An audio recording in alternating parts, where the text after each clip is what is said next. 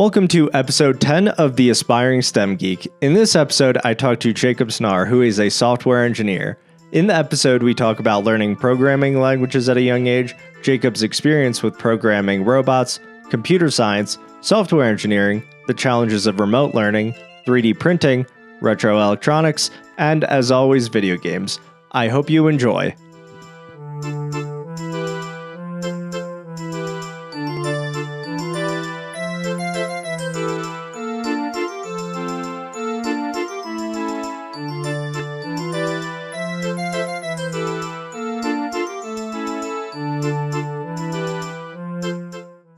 Jacob Snarr, welcome to the podcast. Thank you. Thanks for having me on. I'm excited to have this conversation today. As always, I'm excited to talk to fellow tech guy. Well, I don't know. I'm still always aspiring to be a tech guy. Definitely deal with the feel like a fraud sometimes coming into it late. But let's start right off the bat because you started programming at a pretty early age, right around middle school. What were the first programming languages you picked up? Yeah. So I started programming somewhere around middle school, like you said, maybe around 6th grade. And the first thing I picked up was Python. Probably a great language to start with. I love very Python. Simple syntax, very easy to use. Very powerful. And I also picked up Scratch, if you've ever heard of that. It's like the block-based programming language that is very useful for teaching kids. Was that the one? I mean, I'll ask you about this later, but is that related to Roblox? Not related to Roblox, but it was like a 2D, it's a 2D like game kind of, and you can put blocks together to make your character move across the screen. But you can make any type of program, any type of game you would want in their coding environment. I think it's still around. It was pretty cool. Nice. Yeah, so started with Python, then moved into Scratch, but Python was the real big professional language there. Yeah. Python, I've at least every other podcast I say that I love Python. It's just, I think as an introduction for the majority of people, it's a great one because you could do stuff right away. Whereas I mentioned this on the last podcast, I tried picking up C++ and boy, that was no bueno right off the bat for me. It was just way too much. And I didn't even get into harder concepts like memory management. But yeah, that's a tough one to start with. I know when I got to Java, that's the feeling that I had is when I got to Java, there was a lot of boilerplate code, a lot of things that are actually going away. They just some announcements out at the recent Java conference. They made some announcements about it's going to get better. But that's when I got into Java. Had the same experience. Very confused. Lots of new things going on. Lots of powerful stuff like multi-threading that I hadn't really touched before. Yeah, no, I mean it's impressive to try to start programming at 6th grade. I didn't pick up programming until my 20s. And I mean, sorry, go ahead. It took me a lot longer. It took me a lot longer to fully grasp everything that was going on, especially the more advanced programs. So, we probably had around the same level of understanding by the time we were both 20. I wouldn't say that, but I mean, I'm pretty sure that you picked up on a lot more earlier than that, but right. I mean, again, another thing I'll bring up is I'm starting to learn Go and doing some stuff on my own about that and working with web servers, doing back end stuff.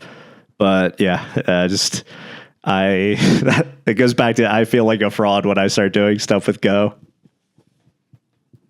No, that's fair. I feel like a fraud when I start trying to do more complex stuff as well. I mean, it just comes with experience. And at my company, we use Go. I've been learning Go lately with my company. And yeah, number one thing is just asking questions, having good teachers, mentors and stuff.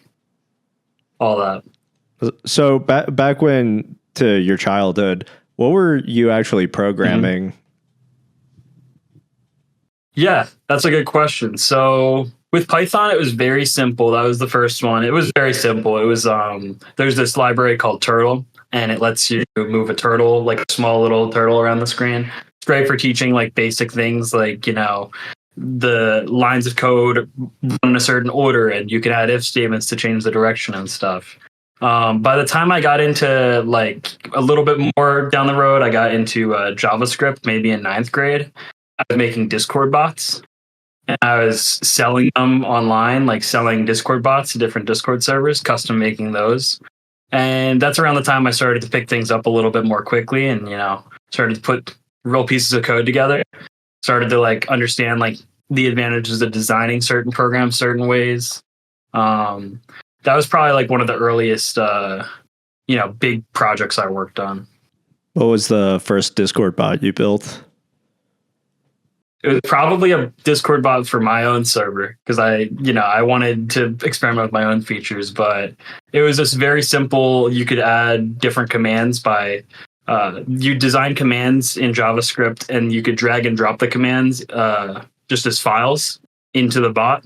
So every command had its own file, and the bot would pick up when new files were added and register them as new commands. And I think the coolest feature of the bot that I had for my server was it would pull PUBG stats, PlayerUnknown's Battlegrounds, like the old battle royale. It would pull PUBG stats from like an API, and then it would mock them into like an image. It would like send an image to the server with like a little design, and it would have your stat line and stuff. That's pretty cool. That was a feature I was proud of. Yeah. Yeah, no, that's cool to design stuff and learning with APIs and how to be able to code with that. That's one of the things that early on it seems very tough, but as you get used to it, and that's such a great way to learn too. I was never into PUBG. Yeah, absolutely. Yeah, but another thing that we'll talk about video games because they always come up. But my buddies are really into COD, Call of Duty. All right, so Call of Duty is a classic. I played on the Black Ops 2 back in the day, and Warzone lately with the Battle Royale and stuff. But Call of Duty is a good one. You do zombies? I did Black Ops 2 zombies, yeah, with the transit and all the pack-a-punch and the Easter eggs and stuff. That was great. Nice. Yeah, no, the zombies are fun, and I like playing zombies because when you play against other people, I was the worst out of my friend group, and I really don't play that much. I'm a big single-player campaign guy, so it's zombies. I could be like, okay, they'll help me out. Like at least I'll get killed by a CPU, and I can kind of fend for myself for a little bit before getting destroyed. Well, yeah. Nowadays, I feel like every game people are so sweaty, so competitive at. I'd probably be sticking to the single players lately, but back in the day, I was like full like greasy controller, locked in, hunched over the TV playing. I had experience with it. No, the only thing I will still be competitive about is Super Smash 64. That's the extent of my competitiveness. Other than that, Smash Bros. I try competitive, but I'm just no good at it. I mean, I'm solid with one character, but as soon as people start playing metas or something, or putting combos together, yeah, because the new one probably has 64 characters, maybe more. I was back in the day. I think there's 10. I can't remember right off the top of my head, but Donkey Kong is my go-to, and I got the. So he does I'm sure he still does it, the big winding punch. And then I got really good at timing that. And if somebody was midair, I could hit them pretty well. So again, if you ever happen to, I don't know what happened to my Nintendo 64. I think I left it at a friend's house, but in my 20s, I had a Nintendo 64. Wow. Yeah, that's. I don't know the going price for those, but you might have lost out on a pretty penny. Reselling that today. I'm pretty sure it's just under his TV. It's like just sitting there collecting dust until I visit him and we play Smash. That's crazy. All right. Well, okay. So got a lot of programming experience early on, Python, JavaScript. Another thing I know that you were really into when you were in school, well, primary school, middle school, high school, is robotics. So do you want to talk about that? Some of the robots you built? Yeah. And back in high school, back in middle school, even I did a robotics competition. It's called First. There's a big organization. They had two levels of competitions, but I'll focus mainly on the high school level, which is called FRC. And I was on a team. It was a pretty big team, maybe like 40 people or so. And every year we would get a competition that the organization would announce. And it would have something to do with there's a field, there's 6 robots on the field, there's some weird shaped thing like a foam ball or giant triangles or giant cubes or something. And you'd have to design a robot within, I think, about 2 months that would do something with those game pieces in order to score points. And so you could show photos that I sent, but there's one year where we had to, this is my senior year, we had to get these yellow dodgeballs and then shoot them into this giant thing in the sky, this giant hole in the sky that's like maybe 12 feet high or 10 feet high or something. And the objective of the game was mostly to do that, and then also to, at the end of the game, make the robot hang on this balancing bar that was kind of, it was like balanced in the middle, and so you had to make sure the robot, if multiple people were hanging on it at one time, you had to make sure it was kind of balanced. But yeah, it was a lot of fun. Programmed in Java, competed January to March. We designed the robot, and then we would compete from March to like April. And yeah, that's where I got a lot of my early programming experience. That's cool. What were you programming with the robotics team? Like what language? Like we were using Java for the most part. There are some times where we did like weird side projects or something that might take place in another language, but mostly Java. And I think some teams use C++. Some used this very old or very niche industry language called LabVIEW, but most teams use Java. Okay, that's pretty cool. All right, I am going to try out this technical question. And you kind of touched on how hard it could be with the robotics, and this relates to it, but something you focused on was feedback control. And please correct me if I'm wrong, but feedback control is a process where a robot performs an action while sensors continuously provide data to a microcontroller, so like a mini computer, which processes the information and adjusts the robot's behavior in real time to achieve the outcomes such as navigating obstacles, or like you highlighted with the balls, or standing on the beam. What were some of the difficulties in establishing a feedback loop? Yeah. No, that's a great question. I think you nailed the technicality part of the question. But basically, in robotics, we were working with like real world conditions. So when you're working with software on the computer and stuff, you run a piece of code and it almost always runs that way every single time. Like a console log will always log to the console or something, right? But in robotics, obviously, we're working with real world parts. We're working with motors that have slightly different, values from one another, slightly different internal ways that they're made. Some motors are a little bit older, so they work a little bit differently. There's just a lot more variance.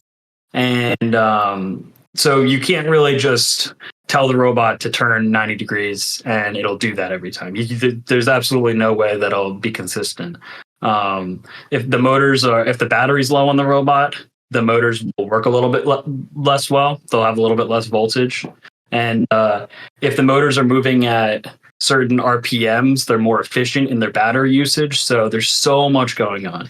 But long story short, you would use feedback loops. There's this thing called a PID controller. I think it stands for proportional integral derivative. And it used 3 different values into a feedback loop, along with some sort of delta value. And the goal was to tune these values so that way, if your robot was, at one angle and you told it you wanted to get to another, the robot would find its way to that angle without going too far or without undershooting it, and it would land on that angle consistently. So very difficult. There's different ways you can find these 3 PID values, but in every situation, it's going to be a little bit different. It's going to depend totally on the size of your numbers, like your output, how predictable your robot is and stuff. But Oftentimes we'd use this for things like vision tracking. So we'd have a camera on the robot, and the camera would know. We tune it to find certain objects, maybe like a rectangular square or something, or like, a circle, something like that. And the camera, if it could see the object in its view, then it had a certain number of pixels that it was away from that object. So we'd take the pixels, the delta, and we'd feed it into the PID loop. So and we just have the output of the PID loop. Clarify, delta means change, right? Yeah, exactly. Like some sort of difference between the value you're at now and the target you want to go to. So we'd feed that delta into the PID loop, and the output would be how much we need to rotate by. And then we'd have to tune the numbers so that way the output would be exactly how much we want to rotate by, or exactly how much force we want to put into the motors. And again, if we overshot the value, now we're on the other side of the object. Now we need to tune the PID loop so that way it can adjust back and eventually hit the target. And if we had a well-tuned PID loop, it could just lock onto the object. It would barely overshoot it. It would lock on, and then we'd, shoot a ball into something. So very complex problem, very different than the predictability you'd find with like regular software. Yeah, I always think about that when I'm programming. It's troubleshooting or debugging can be such a headache, but I just think about something like robotics. It's like, man, like you were saying, there's so many variables, including so many. Yeah, how the actual machine is engineered itself and the differences.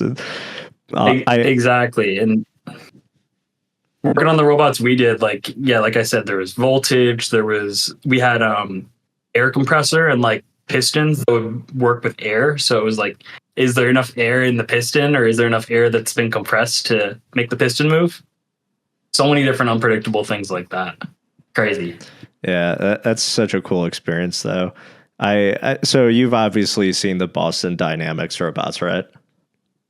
Yeah, those are insane. Those are like the pinnacle of what we were working on. Those are peak robotics.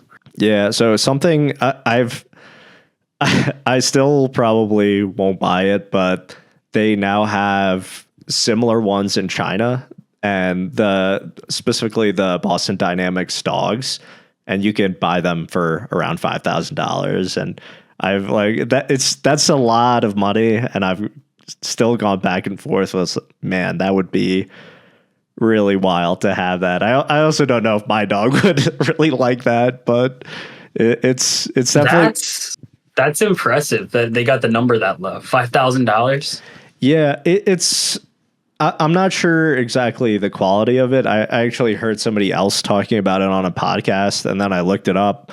I can't remember what site I looked. Also, I think Amazon, you have sellers from China as well that can sell directly on Amazon, so it might have been there. But yeah, it was $5,000, but it's how many people have actually bought it, and because can't really trust reviews on sites like Amazon. And $5,000. That's crazy. Yeah, but so it's crazy how far we've come. $5,000. Yeah, so I mean, it goes back to the differences just on the economic side. The cost here in terms of manufacturing in the United States versus the cost in China. And they at this point probably have a huge advantage just in general, and also labor costs. So people here tend to have higher wages. So I'm sure that's a significant portion of it, and their government funds a lot of it. So, but yeah, I don't know. Maybe if it falls to $1,000, I'll pull the trigger. But yeah, having a robot like that would be really cool just to even mess around with it. Yeah, just to like, move it around the room or something, or like, have it run outside. I mean, those robots, I've seen people like attach like, weapons onto them or whatnot, but you could maybe, I don't know, have it go grab food for you from the fridge. I'm not sure. Yeah, I read, I don't know if this is an article or just kind of on the robotics side of things. There was I apologize to this guy if this is it, if I'm misrepresenting this, but an OpenAI engineer, and he he put in one of the GPTs into a robot that had a laser pointer, and it was styled like a gun, and he was moving things around, and it was following everything pretty closely. I don't know if you had a chance to see that, but it's like, that's pretty cool, but that's also pretty scary. I didn't see that, but that is pretty scary. I mean, it was fed into GPT. Like, what was the GPT like acting as the brains of it, or what? Maybe it was acting kind of like you were saying, like the PID, or it was figuring out the delta. Yeah. But I'm not quite sure. I think it might have been, actually, it wasn't an article. It was a YouTube short, and I was watching it, and he has a bunch of these videos. So afterwards, I'll put it in the description, but I was like, it's cool and scary at the same time. I mean, that is scary. Also, like, using a GPT for that, like a transformer, like the way I understand these models, it's like trying to jam like a round peg into a square hole, or a square peg into a round hole. That's what totally I would like think. A weird use case. But if the GPTs are getting that advanced that you can predictably rely on them for like a math and stuff, like calculations like that, I mean, that's scary. Yeah. Again, I saw this video on YouTube, and I think I was just going off the description, and I think I also saw some posts that apparently he got fired because they're like, yeah, this isn't really what we want to portray to the world, because I mean, OpenAI is still technically a nonprofit, so it's that's what I was about to say. They're supposed to be nonprofit. I mean, long ago that was the vision. So yeah. So speaking of China, one of the things you had to do, that you had a chance to do when you were on the robotics team, is you got to compete there. What was that experience like? Yeah, so our robotics team, I think it was my junior year of high school. We got invited to go to a competition in China. There were like maybe 10 international teams that got invited, and then maybe 50 or so Chinese teams that got invited. And usually we would just go to national competitions somewhere like Detroit, St. Louis, but this is the unique circumstance. We were invited to China. So we went there. We were there for maybe 2 weeks or close to it. We mentored a Chinese team that was there, kind of showed them the ropes. They weren't that familiar with the robotics. They had a nice robot, but they weren't that familiar with the programming side of things. So we helped them out, got them started. And then maybe like a week after we got there, we actually competed against that team, and then with other international teams, and the giant, qualification matches, and then playoffs. And so that was a lot of fun. Just a normal robotics competition like I described earlier, but with a lot of Chinese teams, a lot of international teams, people we could meet, people from California, people from Australia, people from Israel. So it was all kinds of people together, and it was really fun. So what was the actual competition itself? That year, like the robotics game, we had these discs. They were like giant discs, maybe, I don't remember the number, but they were maybe like 20 inches wide or something, 20 inches in diameter. And our robot had to take those discs and then place them carefully on this giant thing shaped like a rocket. There were 3 levels, and so we had to have some sort of elevator mechanism that could go to a certain height, and once again with the PID loop, get to that height consistently, and then place the discs using Velcro, place the discs on this level. Then there were also these giant balls, these giant bouncy like orange balls, again, very large, like kind of like yoga balls. We had to place those in a separate container. So the last part of the challenge was also there were these giant platforms, maybe like 2-3 feet high, and the robot had to find a way to get from the ground onto that platform. And our mechanism, we kind of designed like an elevator that would push the robot up, and the elevator would kind of like move down into the ground, and the robot would move up, and then it would inch onto the platform, pull up a leg, inch onto the platform, pull up another leg, and kind of like step onto it. Some teams design very different mechanisms, though. Some use like suction to like, pull the robot up, or like suction onto the top and then just like curl up onto it. teams designed all sorts of mechanisms. But that was the gist of the game. Nice. That's really cool. And so you mentored a team, but was it just the people from your school, or was it a joint team when you were actually competing? On my team, it was a community team. So there were tons of different schools that came together, and then we just kind of formed a team. I mean, I wasn't part of the formation of it, but we just kind of found out about it through friends or family, and then everybody would, come together at a common meeting space and work on it. And then I'm not sure about, there's tons of other teams. Some of them are school-based, some of them are community-based.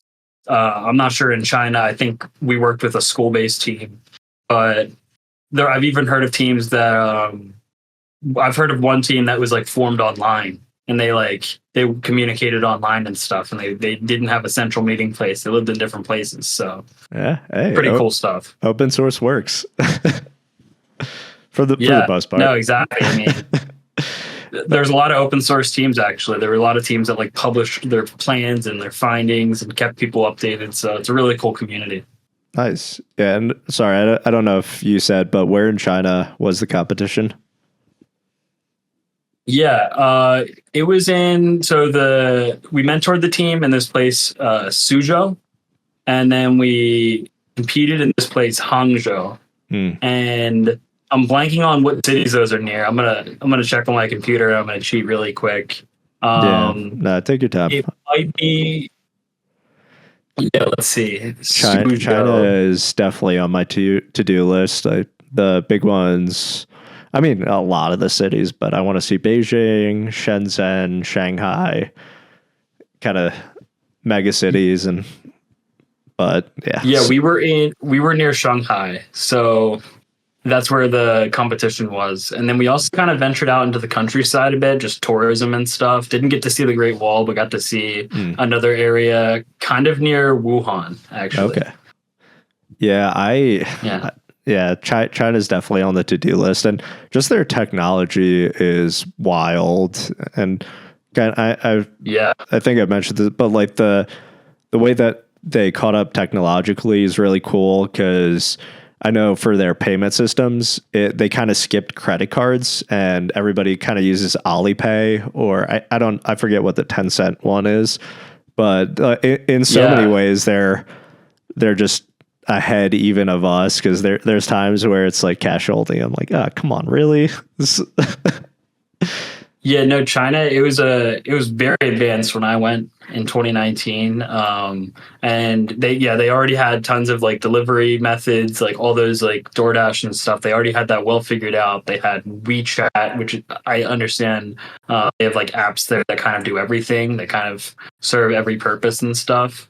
And it was just very advanced, very nice cities and stuff. Just completely different experience than the US, where we're a lot slower, like you said, to adapt certain things, but difference in like how they're governed and stuff. Yeah, and I think it's really the big tier 1, maybe tier 2 cities, they call them. Like Shanghai's a huge city, millions and millions of people. But I think it was actually in Shenzhen. I saw they have now drone delivery systems, and you order something, a drone comes, and then slowly just drops something in, and it's like, man, that's really cool. But being in the United States, there's some difficulties with I launched a hot air balloon or kind of like a weather balloon, and we had to coordinate with the FAA on that. But I'm assuming it could be more streamlined, and the positives and negatives for both. Exactly. I mean, that sounds like a cool experience. You like sent a weather balloon up. What was it for? Yeah, just for fun. So that's crazy. You coordinated with the FAA for fun? Well, no, we coordinated with the FAA because we needed it. Just me and a couple of my buddies. We had some time, and we're like, let's launch a balloon into the atmosphere. So we got into, I think, the stratosphere. I forget all the terminology, but I had to got a big thing of helium, and we strapped a GoPro type thing on it, and we had a GPS device on it, and I was convinced we'd never find it, but it went over. It just went over one state, but you know how big the U.S. is, and so we were just crossing the state line, trying to track it at the GPS, calling the FAA. It's like, hey, the hot air balloon is in this location, and then that's wild. Yeah, it crashed into the trees, and we got there like at night, and it was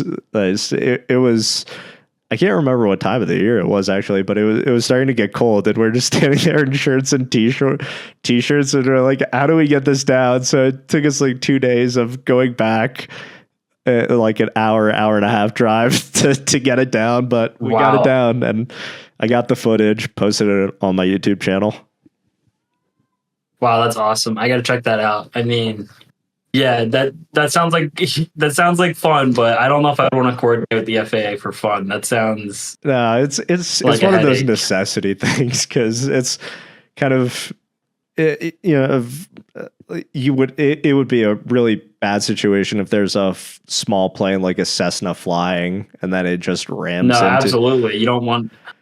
Yeah, you don't want to deal with that. I had like a drone, and it was a very small drone, small enough, light enough. You didn't have to get it registered with the FAA, but even that had like GPS like limits set on it where I couldn't cross onto Broad Street in Philadelphia. That makes sense. They're serious about that. Yeah, and it's I don't know. There's regulations for a reason. You just don't want a bunch of drones flying, and the difference between the US and you have kind of like 50 states doing whatever, and China, they have their different cities and regions and everything, but there is more centralized control where they can kind of move fast, break things in that way. Exactly. Yeah. Very, very different ways of governing, but there's pros and cons, like we said. Yeah. All right. So you talked about Java. So you started with JavaScript, then Java, right? And that's how. Was it robotics that really introduced you to Java, or was it before robotics? Definitely robotics. I don't know if Java was back then to me very foreign, the object-oriented programming was very foreign. And then even the setup for it was kind of complex, adding Java to your environment variables and stuff. I would have never gotten through that if it wasn't for robotics forcing me to. Yeah. I think that's a lot. I mean, that's how I learned too, is having an actual application. I think 80% of the population, from my observation, if you have some sort of application, you can learn easily. So object-oriented programming, you have robotics. It's like you create a class for your robot and tell it what to do, move X, Y, Z axis, 3-dimensional space. So that makes sense. I'm exactly the same way. Yeah. I mean, I'm glad I learned it now because we use it at my job. It's the main language that I'm programming in most of the time. But yeah, it's tough to set up. It's getting better. Like I mentioned earlier at the latest Java conference where they announced like the newest version of Java and all the features and stuff. They have a lot of improvements coming in where you don't need to do public static void main string, whatever. You don't need to type all this boilerplate code in order to get an application running. So it's getting really cool. Pythonized. Exactly. Yeah. It's getting simplified for the newbies, and then the old heads that are like us who need to do more advanced stuff will still be able to do that. Yeah. That's pretty cool to be able to more granular control, but you can kind of abstract things away. I think I don't think I've ever really coded in Java. Maybe I think I had one community college class with Java, but yeah, I think I kind of like that idea. Yeah, I'm looking forward to it. Gonna play around with it hopefully, and then see. There's a couple new features that my company's thinking of using, like virtual threads. They're bringing that to Java, so you don't have to use like OS level threads or whatnot. So that'll be interesting. Yeah, that's cool. All right. So you finish high school, you get into college right during COVID. So Yeah. you studied computer science at Temple, but you came into university right when COVID started. So I'm assuming even before you could get into the dorm room, everything went virtual. What was it like navigating that? Because I was at Temple, but I did my undergrad earlier. I was doing my graduate degree, so a little bit different situation than you. Yeah. So we actually, I think back in, it was like 2020, I had just graduated high school. COVID, kind of occurred towards the end of my high school years. So things were up in the air. They didn't know if they were going to go back in person or not. I think Temple and a lot of other schools made an honest attempt at going back in person in September. We started on time. We had a few weeks where we were actually on campus and we were in person in a few classes. And then we had dorms and we had roommates and stuff just for a few weeks. And then outbreaks started happening again. Everything went online. They gave us a refund option if we wanted to go home. And I took that refund. Tons of, people took that refund. And for the rest of college, like my first year was all online. It was definitely eye-opening. I mean, you really saw like a lot of students just not paying attention. This is like kind of the start of like people like, mindlessly walking through school like they do now, probably with ChatGPT. So it was a very big shift. A lot of teachers didn't know how to use Zoom. But I think being a computer-oriented person, being in computer science, it wasn't too bad. Like my programming still on a computer. My classes, sometimes they're optional. I had more programming experience, so I could miss them easier, So there were pros and cons. I don't think online education was like great for me. I wasn't feel like I learned in person, but it was a different experience. Yeah, it's Zoom University was it was a pretty in terms of learning bad time. It was you could see it kind of that I totally get it.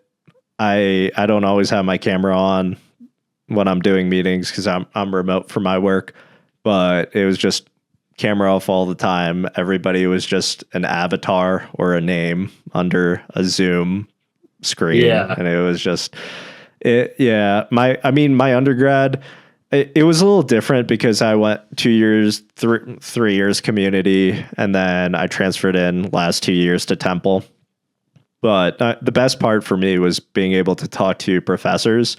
I was hoping that, hey, if we're all online, then maybe the professors will have more time. But even with everybody being at home, I couldn't track down any of the professors. And at least when they were in person during my undergraduate, it's like, oh, I know that they have office hours, so I can bug them and talk about these financial or economic theories. But it's a lot easier to hide when everything's virtual. Yeah. Also, I feel like we use, Canvas. I feel like Canvas, people didn't know how to work that as well. Like some professors, didn't know how to set up like links and stuff. There's a lot of fractured pieces of information everywhere. It was a very interesting time. I remember, I think Temple switched from Google to Outlook at that time too. Oh yeah, or just soon after that. So it was just I got hit by that all over the place. Yeah. It's and as somebody that I'm now teaching, with the college I teach at uses Canvas, so it's kind of knowing older professors. I could just imagine the frustration between Zoom and Canvas, and just, hey, can you upload this or can you grade this? Even grad school, there were times where I didn't really know my grade till the end of the semester. Yeah, no, seriously. I mean, yeah, even my senior year, I think teachers were struggling with Canvas. So definitely an interesting time. It'll be interesting to see how education evolves, especially with ChatGPT now. I had some friends in college that were doing research on GPT, and they were studying what kinds of problems it could solve efficiently. And it's getting so good that a lot of like the problems that you and I would have gone to school doing can just completely be automated away now. So how do you measure students' understanding? Yeah, it's tough because if I'm starting to kind of branch out outside of GPT and check out Gemini and Copilot more, just to see how well each of those do. And in the subjects I am usually doing it with, so coming up with homework problems for statistics or coming up with ideas. So mostly code snippets for the YouTube videos I make.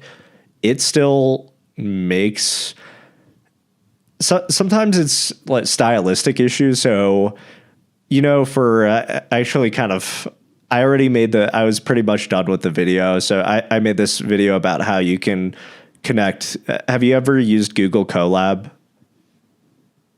Yeah. Yeah. Yeah. So for those that don't know, Google, they basically give you a Python environment that you can use in the cloud if you have a Google account.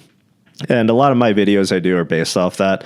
Anyway, so I was coming up with ideas, and one of them was like, oh, how can I connect to Dropbox? And Dropbox is a file storage system. So if you have just any type of files, MP3s, videos, programming scripts, whatever, how do you connect with it? How do you bring it into a Google Colab session? And how could you use Dropbox's Python SDK to do that? And I was using, just because I don't know the API and how it worked for Dropbox, I was using ChatGPT, and it was helping me create some parts of the code blocks for the Python functions that I was writing. And I noticed like the try and exception blocks. So if you're programming using Python, there's something called a try and except block. It tries to execute a code snippet or a line of code. And if there's some sort of error, it goes to the except line. So you have another line where it tries to execute the code if there's some sort of error.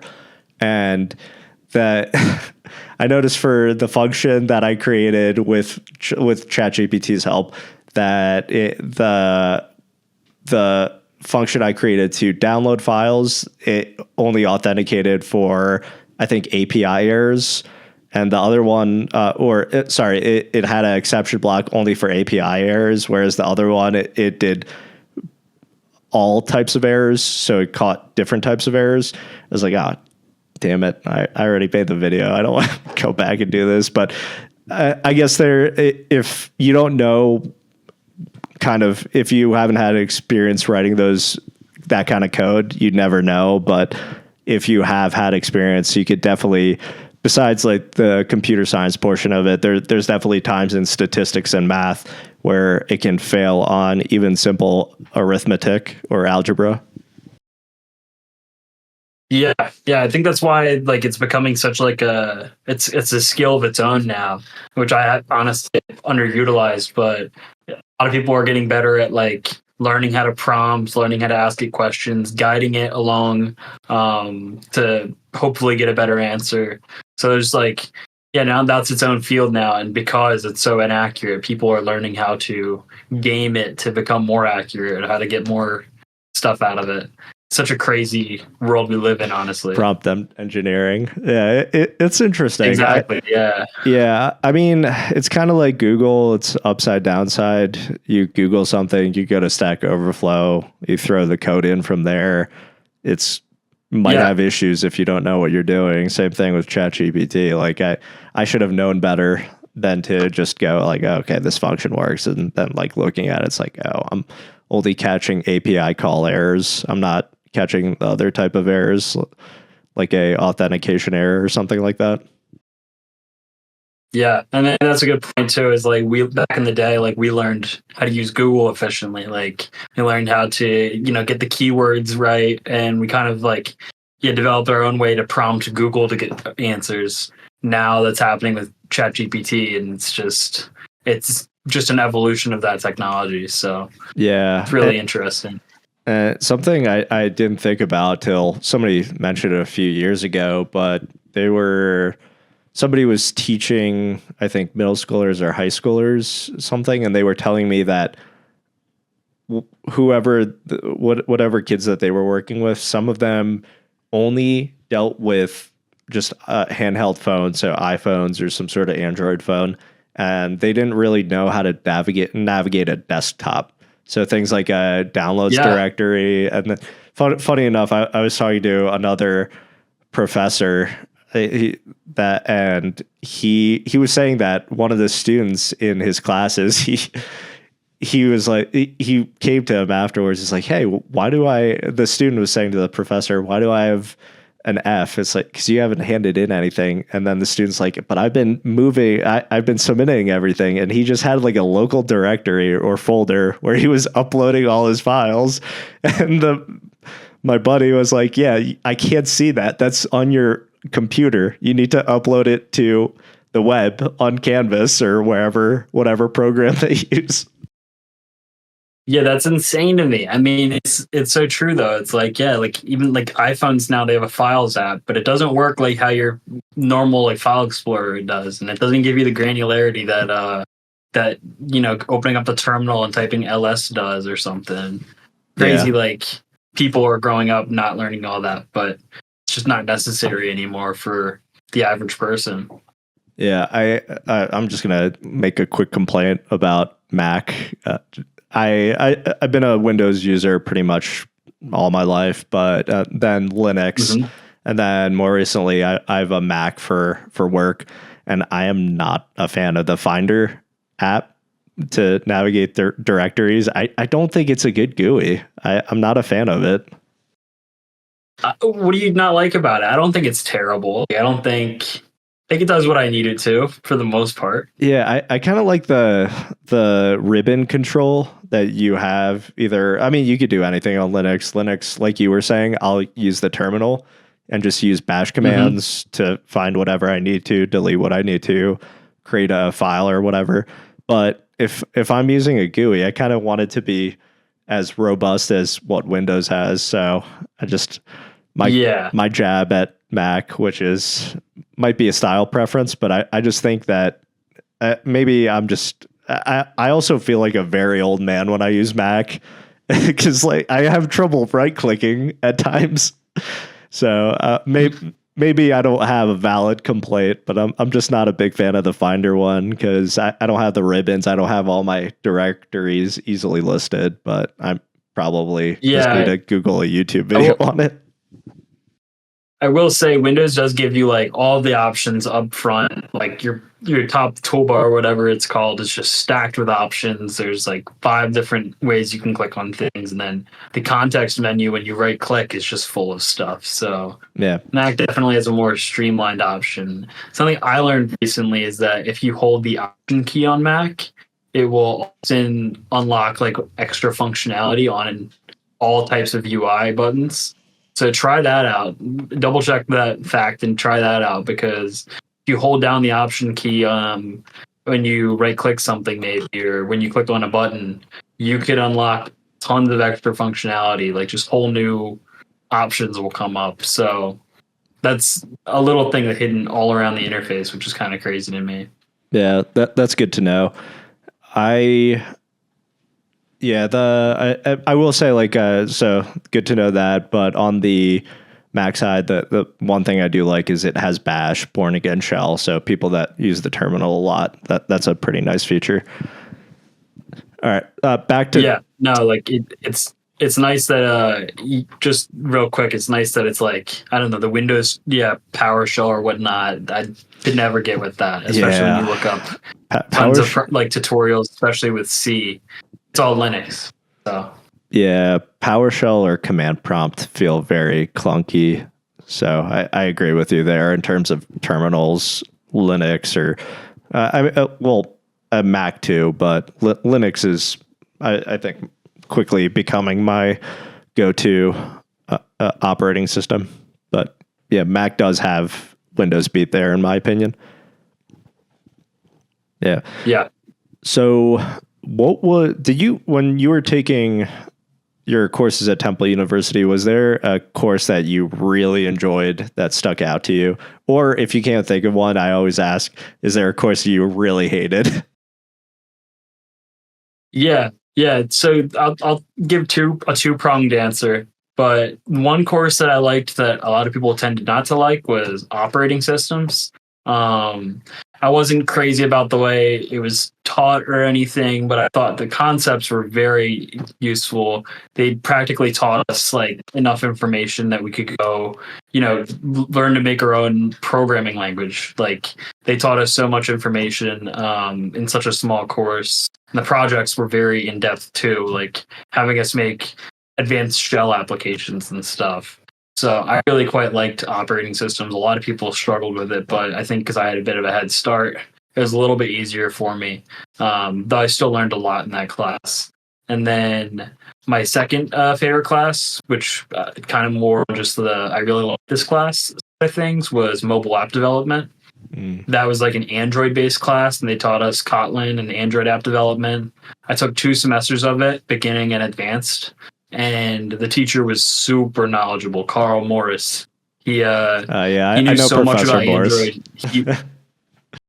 He knows so much about Android. He would literally he would go back through the history of it in his slides, and he would walk you through history that honestly would be so hard to find on the internet. There's no like central place where somebody's documented all of this, and it's just in Morris's brain. He was just such a good professor.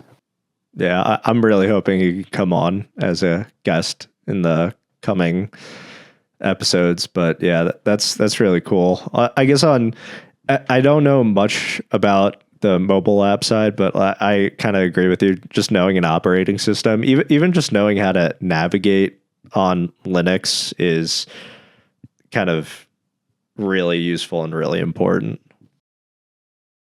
Yeah, especially like we talked about, like I grew up not knowing how to access those types of things, not learning the terminal or anything. But back in the day, that's all people had. That's all people did. So it's kind of like a lost art in a sense that people are trying to hold on to and people are trying to maintain. And you can't do anything advanced on a computer without having to touch that side of things. Somebody has to be the one developing at that level. So I think it's really important to learn. Yeah. So one of the things I know you really enjoy doing I guess during your time at Temple, maybe it wasn't even related to Temple, but was hackathons. And I know that there was a specific application or project that you worked on that you wanted to mention. Yeah. So Temple's Hack Al Hacks, it was kind of up and coming. It's actually doing really well now. It's pretty big, but back when I participated in it, I think I did it for 3 years in college. The second year that I did it, I was really proud of our application. It wasn't anything too hard to make, but it was a fun idea and it could actually help people. It was called Inquiry.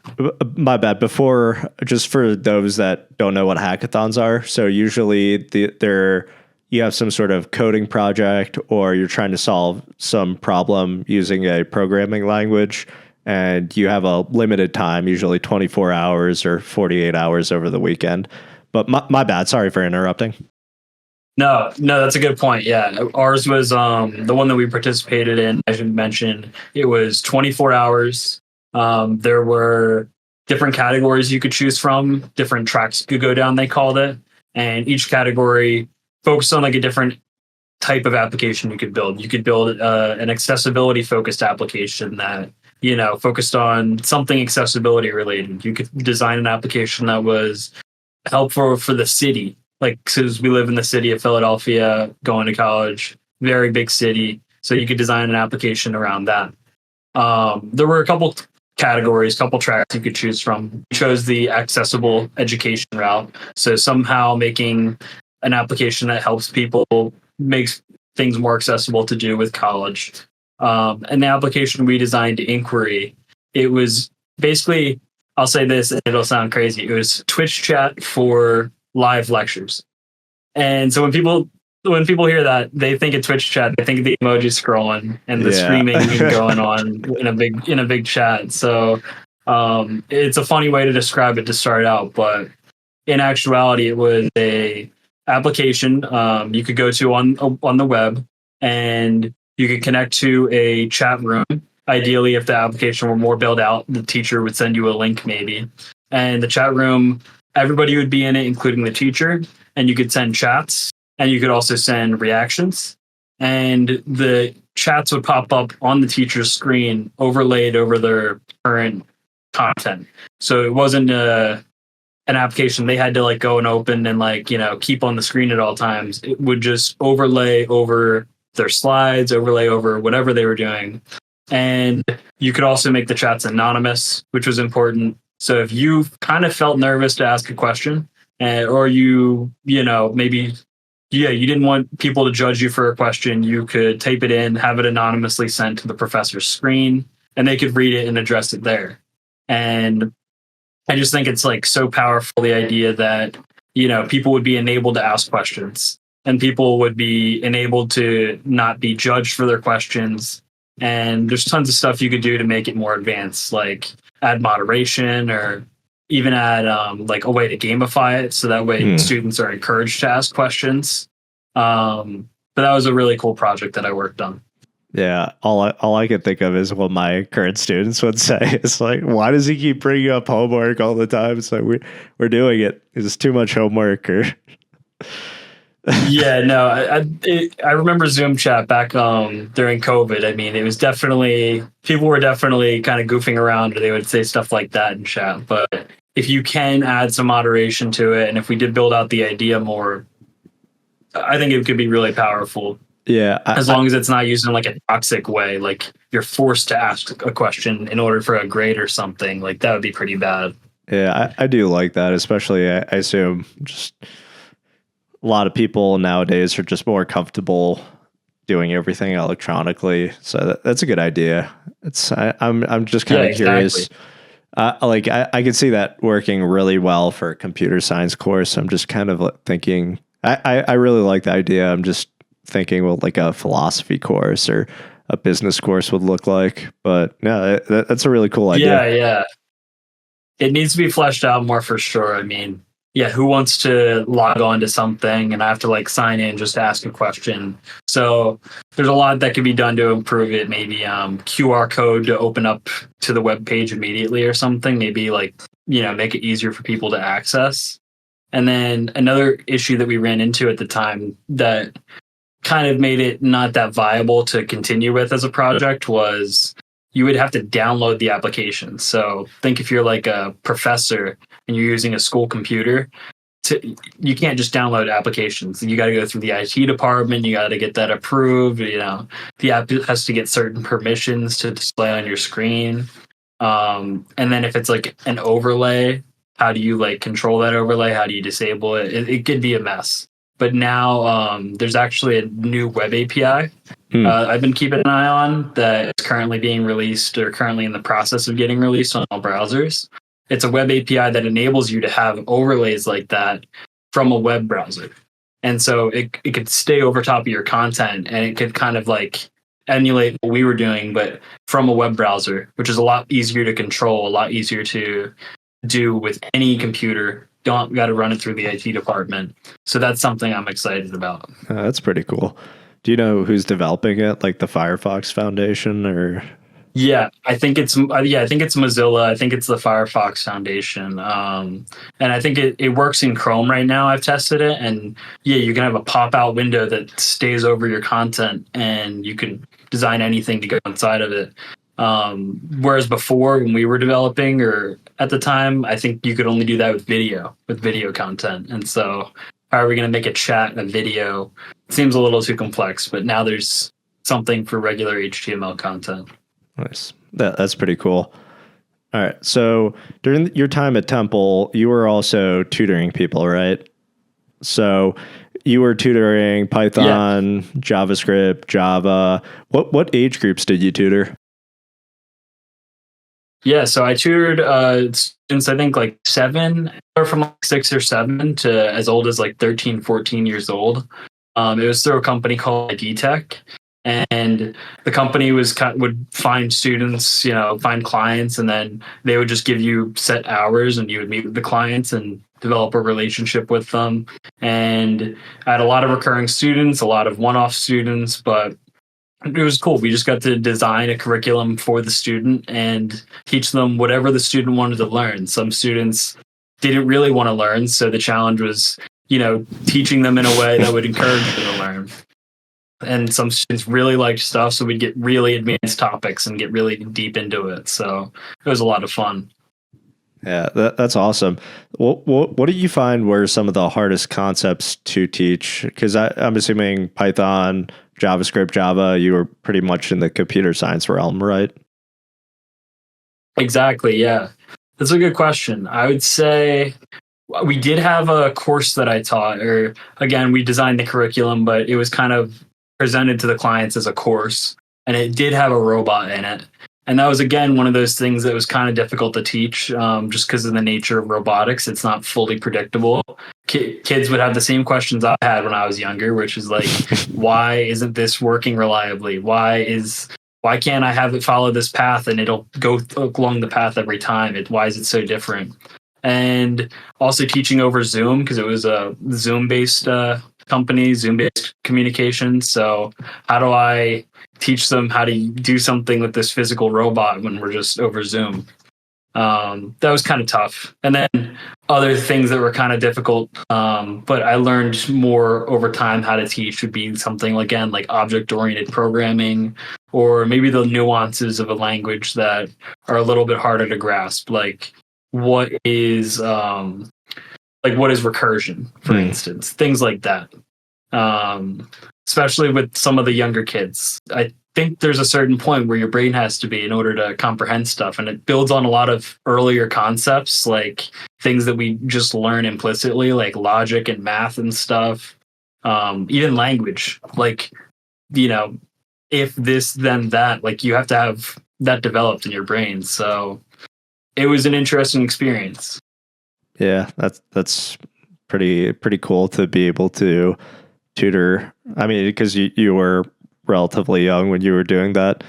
My answer to the robot question would be, why isn't this working? Just entropy. Just everything's chaotic. No, honestly, things did get more chaotic even our code got more chaotic as we would move things around, and there was a block-based language for that. So it was tough, but I don't know. How do you find yourself teaching now? Like, I assume you teach, in a similar fashion. Like, do you find certain concepts harder to teach? Yeah, definitely. Because there's a lot. I don't know if you've taken a statistics course. Like talking to, it's kind of, I know on the STEM side, a lot of people just kind of naturally learn about statistics from other courses they're taking, like physics, rather than taking a straight statistics course. So I know for STEM people, that's the case. But there's definitely a lot of counterintuitive topics, something called hypothesis testing, setting. I was teaching this last week. So if you have some sort of hypothesis that you want to pose, like, I think X proportion of people are going to use their phones in the morning, and you have to set up a null hypothesis, but what you're really interested in is something called the alternate hypothesis. So, I mean, when it came to that, it's kind of just reiterating what each of those terms means and working through a bunch of problems, because it just goes back to, for me, 80% of people need some sort of application. A lot of the students I'm teaching are nursing and dentistry students. So I try to come up with problems that are in the medical realm to try to, this is where statistics can be applied to, and this is why statistics matter. So if you want to be a medical researcher, you definitely need to know statistics. But if you're a hands-on nurse, it's a kind of a bit of a different situation where I need to take this class to get my degree. And I totally get where they're coming from, but I also need to get them to get through the class too. Yeah. No, I think you made a good point, and it's about the application thing. And I had the same issue with students. It's like, I want to teach this student arrays today. Well, I have to think of something really interesting to do with arrays, because you can't just pull out arrays and just start teaching them the theory of it. Most people, unless they're really devoted, don't want to learn that way.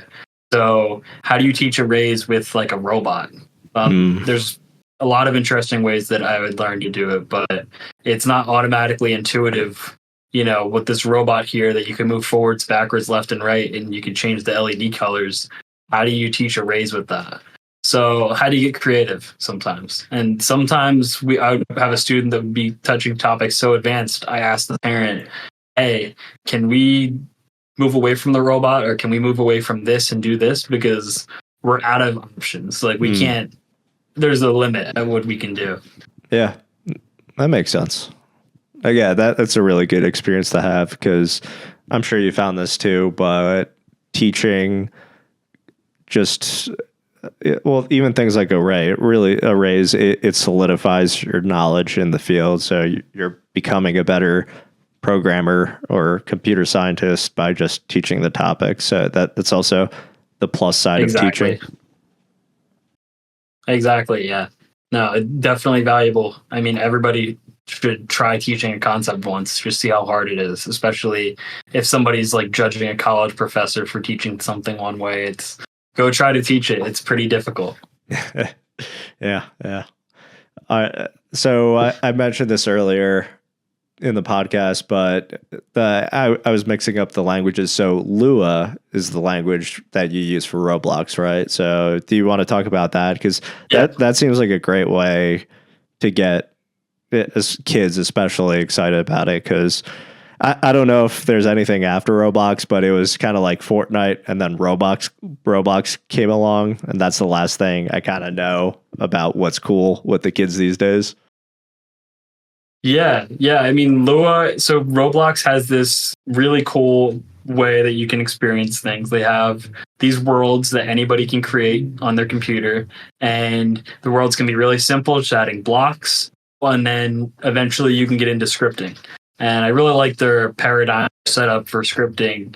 They have a really extensive API library. You can do something simple, just like dropping a block in with a few lines of code, or you can get really advanced. I've seen people design sound and physics engines in this language. But yeah, teaching Lua, it was kind of on the simpler end syntax-wise, kind of like Python, kind of like a Python JavaScript mix from what I remember, with its own dash of style. And they had a multiplayer. It's multiplayer, of course, so they have a very unique setup for how you program that multiplayer experience.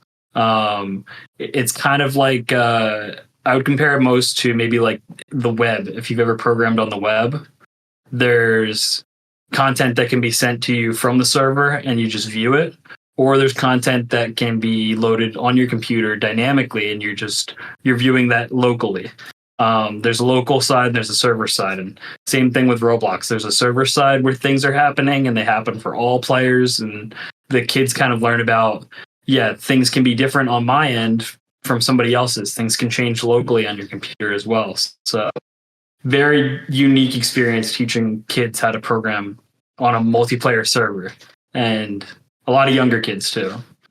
Yeah, that's, I mean, if you kind of get those concepts at that age, like 6 through 14, damn, you're doing well. It's a pretty like really valuable web dev knowledge to know. Yeah, and I really liked the ways you could teach. Like I heard this one student who we were making a very simple like hidden object game. There was an object somewhere in a world and you had to go find it. And there was one feature we added where users could pay like in-game currency to have all the lights turned out in the world, and the object is the only thing glowing. And of course, we didn't want that user's purchase to happen for everybody. If you bought that in-game power-up, the lights would only turn out for you. So the student learned how to do that local side scripting, so it only happens for one person, and how everybody else would see the lights, everything would be on, they wouldn't get any hints. So it was really interesting, just the ways you could teach those kinds of concepts and learn advanced concepts like that in a game. That's really cool. As before, I guess we move on. Do you ever work with Minecraft servers when you were younger?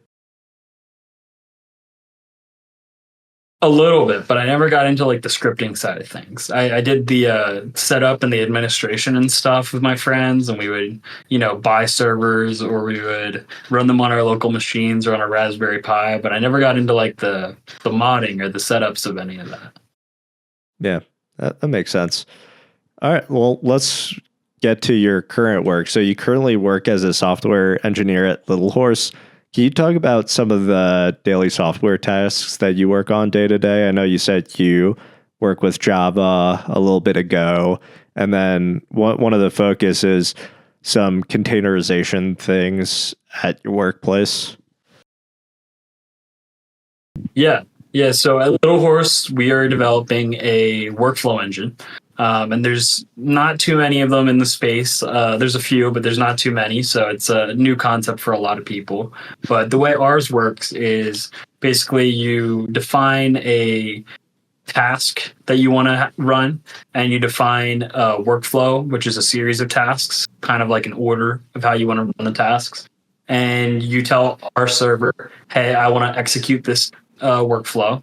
The server will manage the execution of that workflow. It will see the workflow's design, and it'll say, okay, the first task of this check inventory workflow is to check the inventory, to go to this database and check the inventory of this. So it dispatches that task to a worker, a separate program, a separate entity that runs that task. And then the worker reports back the results. The server moves on to the next thing.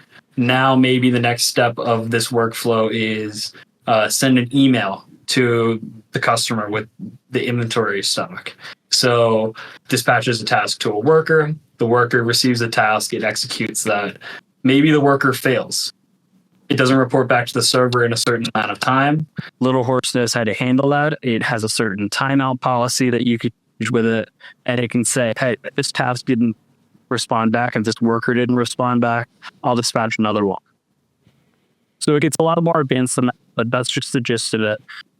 So there are lots of ways to communicate with the server, lots of ways to develop these workers that I mentioned. And as a maintainer of the server, I have to, with all of these languages, and make sure they all work together and they're all synchronous. So that's been a really fun part of my job. Gosh. So you're mostly doing back-end stuff. So you're using Java for the API calls, and then what would you use Go for? Or when do you program with Go? Yeah, Go is one of the languages we use for our SDKs and for communicating with the server. So any company might come to us and want to develop a task worker for Little Horse. That's, like I mentioned earlier, a program that can take a task from the server and start working, start executing. Go is just one of the few languages we have, which communicates with the server, allows people to run their own tasks, and then send the message back. We also have a command line tool written in Go. So that is useful. We can type LHCTL into the terminal, and there's a dozen different commands you can execute. And that's one of the most powerful ways to send data to the server, get back data, monitor the state of your application. Yeah. So are you working on the CLI? I work on the CLI sometimes. There's 4 people that maintain the open source project with me, and none of us have a set task to maintain the CLI. It's just kind of all of us pick up tasks when we can. So yeah, I maintain the CLI alongside other things. Most recently, I worked on standardizing the CLI, so all of our commands had a similar format. All of them had argument matching. All of them had a certain number of arguments and would reject requests. So I helped upgrade that and make it more consistent.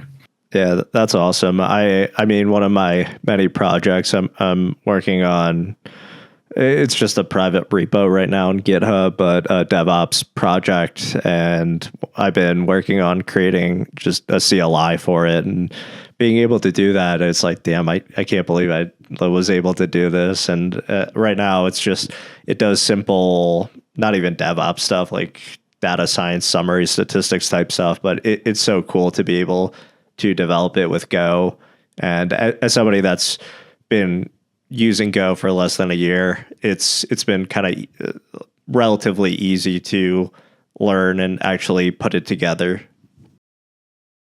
Yeah, yeah, I like Go a lot. I think it's easy to pick up. I think it has some interesting design aspects to it.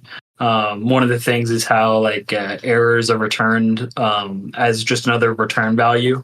So there aren't like exceptions or try catch or anything. You just return an error object alongside the normal data. And I think little things like that, little very like opinionated details about Go like that are what makes it so cool. I've heard some people suggest like, hey, we should add this feature to Go. And instead of finding a way to add it, the maintainers are like, that's not Go. Like if we're adding that, that's just a different language. So I like how it's very opinionated like that. There's a Go way of doing things. Yeah, well, like the Python standards, I'm blanking on the name, but it kind of like you have a set way of doing things with a programming language. Yeah. Yeah. Yeah, exactly. What have you said you've been using Go for like a command line tool? Yeah, well, one of many things. I'm just working with the back end for it. So have you ever heard of Flutter or so? Yeah. Yeah. So yeah. I'm for like, yeah, man, I'm not used to curly braces. Well, so like, admittedly, a lot of the front end stuff I'm doing, I'm like heavily relying on ChatGPT right now because wow. Well, I don't know. Like you might be used to it, but like I'm looking at some of the scripts, and by the end of it, there's like 6, 7, 8, 10 like nested curly braces. It's like I can't even keep track. I don't know how people do this. I'm very. I have a nice VS Code extension that colors them to match each other. So the very opening one and the very closing one will both be yellow, and the next one will be purple or something or pink. And that's probably the best way I've found is to match them together using those color extensions. That's awesome. Do you remember what that extension is called? If not, I figure it out. It might just be called colored brackets or something. Let me check. Yeah. But yeah, I don't know where I'd be without that extension. Yeah, especially because I mean 80-90% of my coding is Python, so curly braces really aren't a thing. So it's such a shock. Yeah, which is so again, that's wild to hear, honestly. Yeah, anybody that does, I don't meet many people that just use Python.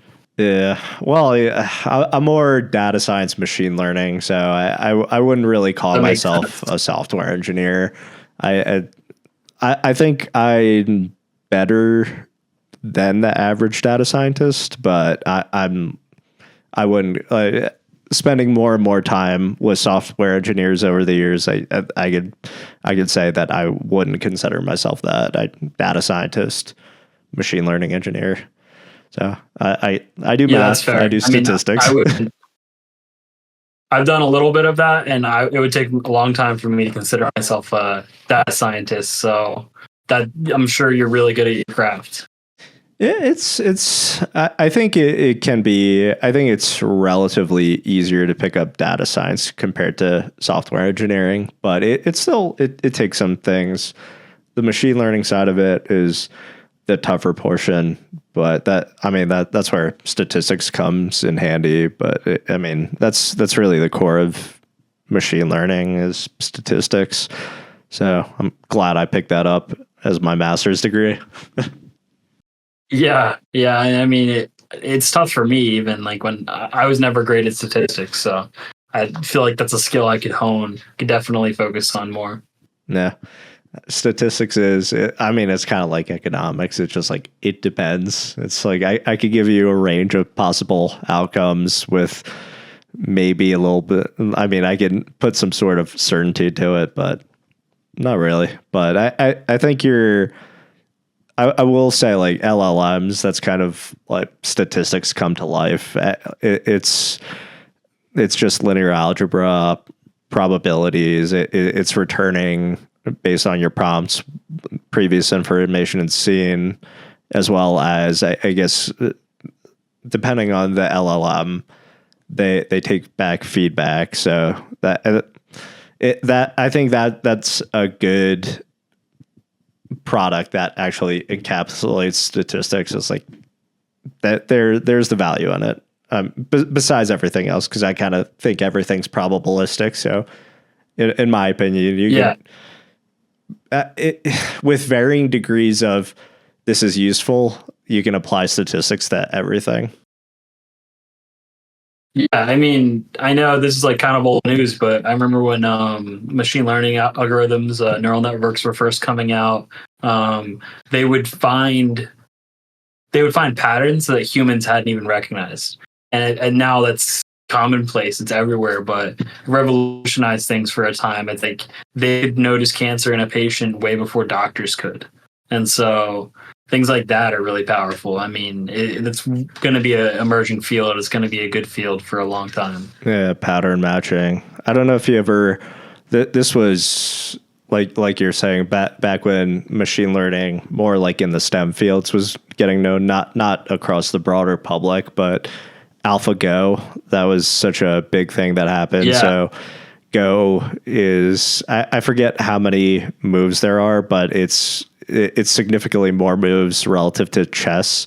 So if you consider all of the potential moves, it's just like an exponential curve. It just keeps going on. But I can't even remember how long ago it was, 5-10 years ago. But AlphaGo, which Google DeepMind created, it beat the Go champion, that was kind of the deep blue moment for when IBM was playing against Garry Kasparov in the 90s or 80s. But that was kind of machine learning's deep blue moment. I remember hearing about that. Maybe I was in like middle school at the time, which is crazy to think about. But I remember hearing about that, and yeah, that was insane. And now nobody would even question it. I mean, like I said, like these algorithms are just everywhere. It's such a big industry. But back then, yeah, you couldn't brute force Go. It was such a complex game, so they just trained a model that would be really good at it. Just so crazy to me. Yeah, it's awesome. All right, let's get into the more fun questions as we get towards the end of it. So you recently went to a trip for work in Ecuador. So what were some of the highlights of that trip? And you were there with some of your coworkers and some of your coworkers that are outside of the US. So how was that experience? Yeah, that was amazing. So, for context, a lot of my coworkers live in Ecuador. Just by nature, they are really good at their craft. And when my boss met them, he couldn't like not hire them, and they were that good at their craft. And so, a lot of my coworkers live in Ecuador. They live near Quito, a lot of them. So that's where we went to meet up. A few traveled in, but yeah, just eye-opening. I've never been to South America, so that was a great traveling experience. I stayed in a very nice part of Quito, very like upscale, a lot of tourists there and stuff. But I still got to experience some interesting things. We went to a co-working space every day, and we worked there together. First time I worked with a lot of my coworkers in person, so that was way better than over Zoom. Sometimes it gets a little monotonous, but first time hanging out with them. We did a lot of whiteboarding sessions, a lot of learning, a lot of planning, a lot of just ideas being passed around way more fluently than they can get passed around Zoom. And aside from work, we would do a little bit of sightseeing. We went to a basilica that was really ancient. We went through these cable cars. We went up these cable cars to the top of this mountain. I think it was Mountain Pichincha, which was like over, I think it was 4,000 meters in elevation. I'm not sure what I think that's 13,000 feet. But it gets hard to breathe up there. It gets really hard to breathe up there. So it was just a totally eye-opening experience. I mean, before that, I think in China, when I went, the highest elevation I had been to was 7,000 feet. So this was 13,000 feet. Altitude sickness is almost guaranteed when you get that high. Yeah, it's crazy. Yeah, when I've been to the West Coast, I did my first 14,000 mountain climb. I actually did it in December, which is not a great idea for my first 14er, but yeah, it was. No, actually, I mean, it was hard for me to walk when we were up there. I mean, I walked, I survived. I didn't have any sicknesses or anything, but I was winded just like going up steep stairs at that height. Yeah, no, it's a good workout. And I haven't had a chance to go to Ecuador, but I had a chance to go to Brazil and I loved it. I was just in Rio and I did kind of like you were saying, I did the cable car up to a place called Sugarloaf. And then I did some really cool hiking it's called Pedra de Gavia, and I highly recommend Brazil too. But Ecuador, like many places, is on my to-do list. That sounds great. Were you there just to travel? It wasn't for work or anything? Yeah, I also went during Carnival. I didn't go out and party too much. And like before that, I mean, man, years ago, I did Mardi Gras here in the US. So it's just a bigger and like better version of Mardi Gras. I mean, Mardi Gras is still awesome, but the Carnival is just world renowned, and there were so many international people there. A lot of people with cool costumes, but that was the cool part. But my favorite part was the nature part. I got to swim in the ocean and it was called Tijucas where I went, and they have jellyfish there that didn't sting. At least that's what the guy told me. So I got to like feel a jellyfish. That was nice cool. Not getting stung. Yeah. So that was cool to see. I've been stung before. It's not fun. I've never dealt with that, but like the whole pee on it real quick thing, it's like, if you have to pee on that's probably no bueno. But yeah, no. Yeah, I don't know if that's an urban legend or not either. Yeah, it's I don't know if that's something they tell people so that you can pee on somebody. Hey, it'd be funny if we also peed on this guy too after he gets stung. Yeah, exactly. I don't know. I'm still skeptical if that's real advice, but I've heard it before. Yeah, but South America is really cool, and so many places to see. All right, let's go back to the digital world. I know we were talking about the recent video games you've been playing. Yeah. So what game have you been playing? So lately I've been playing Red Dead Redemption 2. I was just playing it 2 days ago. It's a lot of fun. First single player I've played in a while. And then I played Counter-Strike, CSGO for like a very long time. Played that very like competitively. I got very into it, but those are the two highlights. Yeah. I mean, Red Dead's come up more than a few times already, but it's such a story. Like I love those type of open world games, and I love Westerns. So that was, and oh man, right now I'm having issues with my Rockstar game launcher, and I can't make sense of the logs. No. So yeah, it's insane. I've tried everything. Like I've thrown. That's when like ChatGPT is like, hey, like help me figure out what's wrong with these logs, and I can't figure it out. But I have to move from Windows 10 to I think I might be going on a tangent now because I'm trying to think if I've heard that there might be issues with running Rockstar game launcher on Linux, but I guess it's a future problem because right now I can't get it running on Windows. Yeah, I think I've heard about that. Yeah, I think I've heard about that because I was looking into game streaming platforms to run Red Dead because I was like, my laptop's getting a little old. It's got a mobile GPU, 1060 mobile, so it's like not running the game the best. That's pushing it. Yeah. No, it's not even a 1060 mobile. It's a 3060 mobile, and it's still pushing it. Like It's still struggling. But yeah, so I was looking into game streaming platforms to run the game, and yeah, couldn't find any. I can't even launch the game when my laptop's not connected to Wi-Fi, which is crazy. A game that I own, game that I purchased, that's single player, I don't even have online for installed. I can't launch it without being connected to Wi-Fi. Yeah, That's a problem. I'm pretty sure most people like the Red Dead Online. It's pretty empty. It's like kind of Fallout 76 level back when that wasn't Oh, doing that wow. well. But I could be wrong. Yeah, I remember that game. Yeah. Fallout 76 looks cool in the trailers, but yeah, it never panned out. Yeah. No, but I do love Red Dead so much, and the characters are so good. And I guess I got to do the Dutch voice, like, Arthur, we need more money, Arthur. It's That's good. That's good. I was just playing. This is my first playthrough, by the way, so no big spoilers. But I was just playing, and I came across a mission where I have to help out like these prisoners, Mr. White, and Mr. Black, and oh yeah, they escape from prison. You're Yeah, the I'm Moon, only on right? chapter 4, maybe. Yeah. Yeah. I think I just got to like Saint Denis. Is it? Oh yeah. The kind of New Orleans type place. Yeah. Yeah, the New Orleans.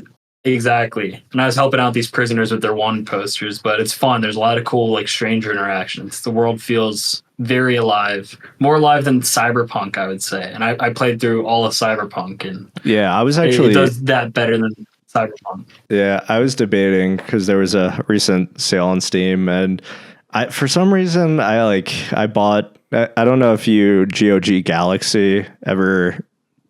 Yeah. So that was I think I might have gotten Cyberpunk on there. Yeah, I got it too because I think it was on sale. Now I'm like everything's on Steam. Why did I do this? Like I don't want to download. Yeah.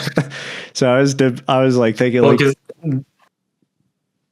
I was just gonna say, then you won't be locked in with like the Red Dead issue that I was having, where it forces me to launch the Rockstar launcher. Oh, okay. So that it avoids. That's one of the allures of like GOG. Okay, I didn't know that.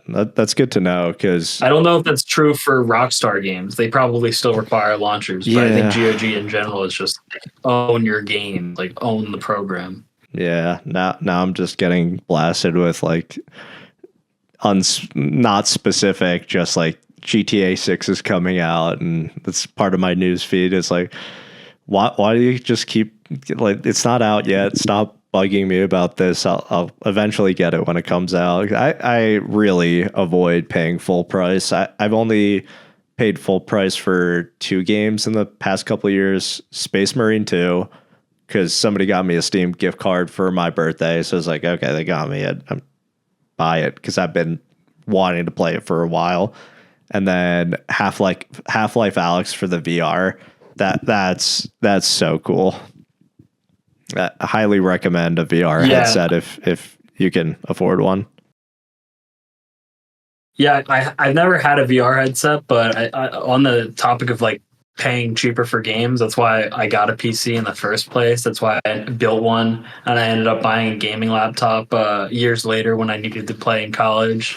But yeah, it's nice when the sales go on and you can just scoop up tons of games for cheap. I have like 200 games on Steam, and I probably only paid full price for like a handful of them. So yeah, it's really nice. It's just the owning your games thing again is like tough. Like I think if you use a lot of these new launchers like Epic Games Launcher and stuff, you might own a license to them. I think on Steam too, you own a license to it, but they could take away that license. Yeah, it's just kind crazy. I mean, nobody's dealing with physical discs anymore, so just they have a lot more control. The physical discs, they can't even hold the games at this point. Yeah, it's like I'm trying to remember. Red Dead wasn't the biggest. Space Marines was like 80 gigabytes, I think, maybe even more. And I know I like a big controversy that came out. I think some 4K type add-ons like I think boosted it up to like 120 gigabytes, and people are like, how do I even run this? But yeah, it is wild because like at this point I will uninstall games and just have like 1 or 2 because I mean like I have a SSD and I think it's about a terabyte, but you have like a couple of AAA games that eats up all your space, and like I have a bunch of other stuff that I also need on my local computer, on my C drive. Yeah, it'd be nice if I could just download the assets that I need. Like my laptop doesn't run Red Dead very well, so and it's never going to go up to Ultra. So why do I have to have the Ultra assets installed?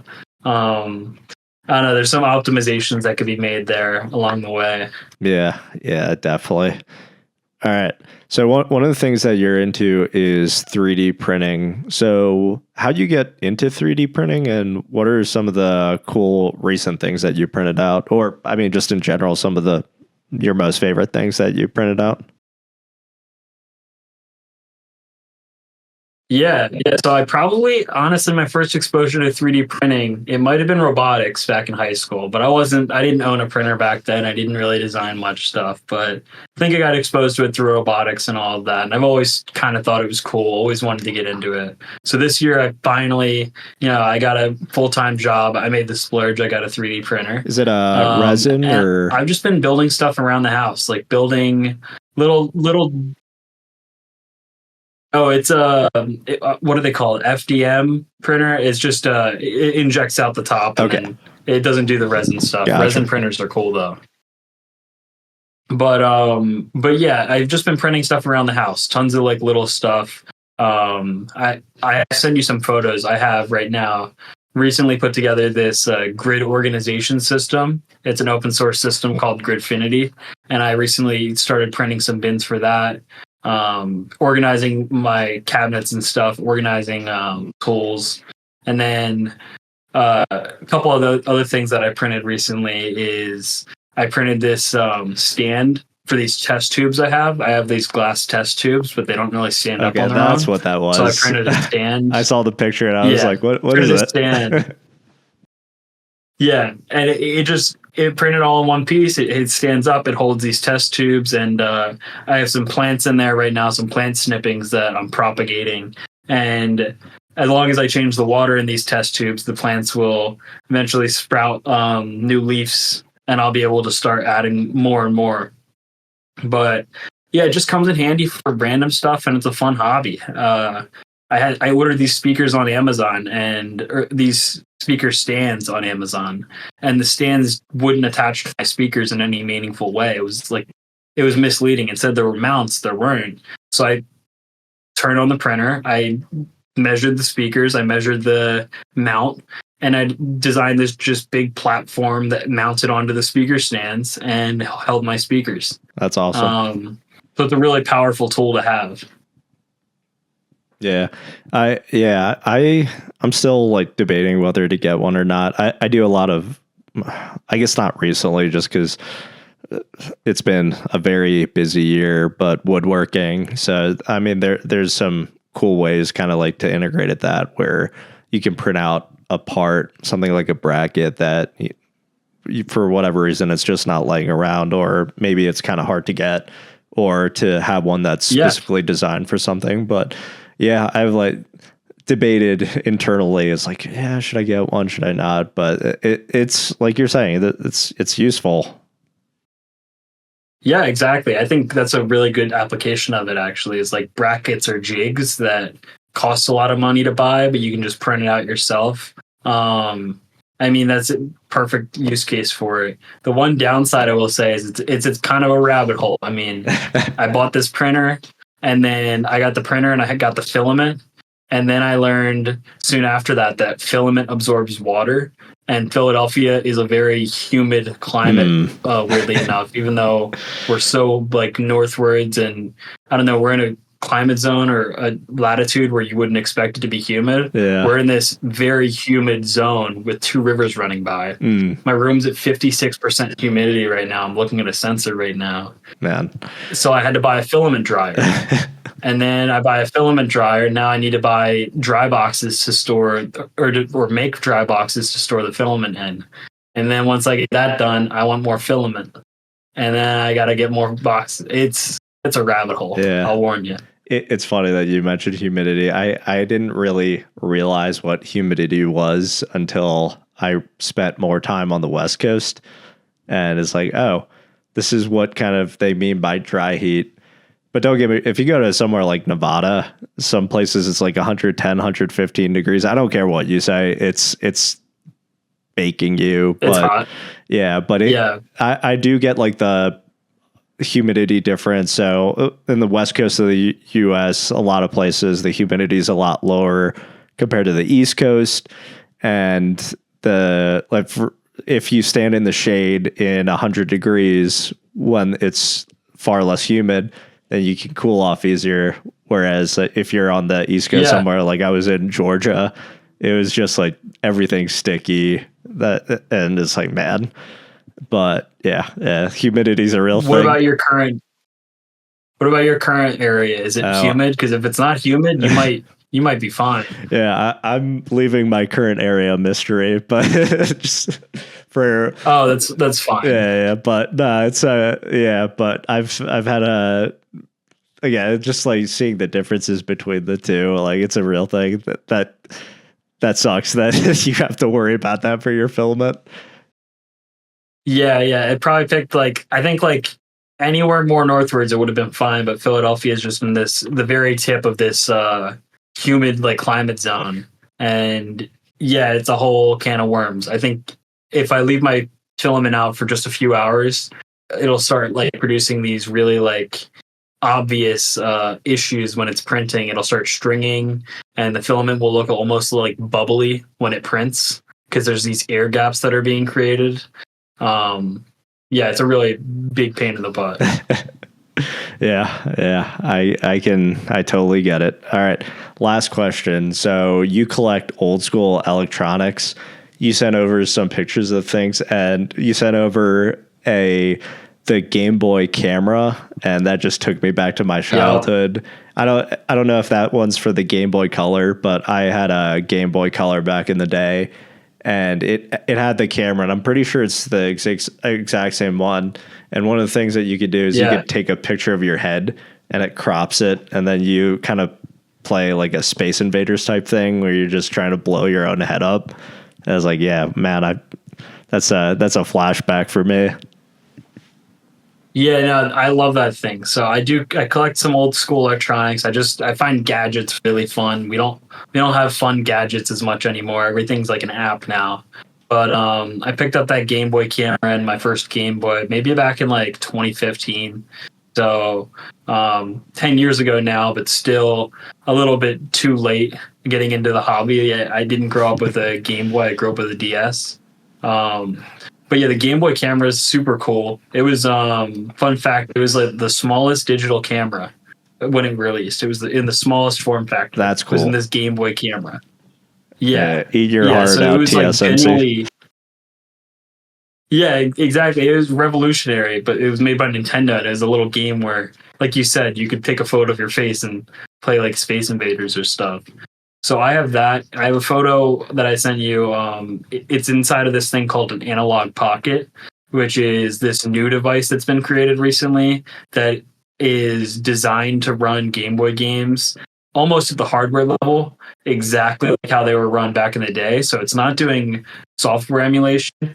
It's using this thing called an FPGA to emulate the hardware at a hardware level. And that's really cool. That's a really cool device. It's a little premium, a little expensive, but it's a really cool one. And then I have some other Game Boys, some DSs and stuff, but nothing runs the Game Boy camera with such graphical like an analog pocket. Yeah, that's awesome. Do you have a favorite electronic that you've collected? Like, this is my prized possession. Yeah, definitely I sent you another one. It's a very niche find, very expensive find that I kind of got for a good deal. It's a Louis Vuitton mini computer, little portable computer. I was wondering what that was. I'm not a big I'm not a big designer guy. I don't own any other Louis Vuitton products like that or anything, but it's such a unique piece of history or such a unique find. That a big company like that would release such a well put together branded computer. It was given out to employees of Louis Vuitton Japan as a part of their 25th anniversary or something, 25th anniversary of Japan or something. And I'm sure it was just a deal made with some mini PC manufacturer. but it's really cool. It's got some sort of like checkered pattern on it, and it has like some really cool like colored keys inside of it, and the whole thing is themed around that. I had to buy an adapter to plug it into the wall, not because of the plug style, but because of the voltage. In Japan, they run at a slightly lower voltage than in the US. They run, I think, at 110 volts. We do 120. And US devices, I think, can handle 110 volts most of the time. But Japanese devices, on the other end, if you give them too much voltage, it could, make things inside of them start to work a little bit less or have a shorter lifespan. You're running some risk there. So I had to buy a converter and all of that. But it is a really cool like piece of electronics, and I think I got it. They sometimes go for up to $2,000. I think I got it for like $400. Damn. So I'll take that. Yeah, nice. All right. Well, Jacob Snarr, thank you for coming on. This was awesome. Yeah, thank you, Adrian. Thank you for having me. Such a great podcast you got going on, and so many unique voices being brought to the stage. I love the episode with Sean. Oh yeah, talking with Sean's always great. Yeah. It's the longest one. Where's this one? You're at pretty good. Hour 47 right now. It's pretty good. Yeah, this one's creeping up there. Yeah. If you ever get Carl Morris on, I'll tune in instantly. Yeah, on my list of Temple University professors, him and he's definitely one of them. So I'll definitely ping you, send something on Discord about it. All right. Thanks everybody. Yeah, let me know. That'll be awesome. Yeah. Thank you.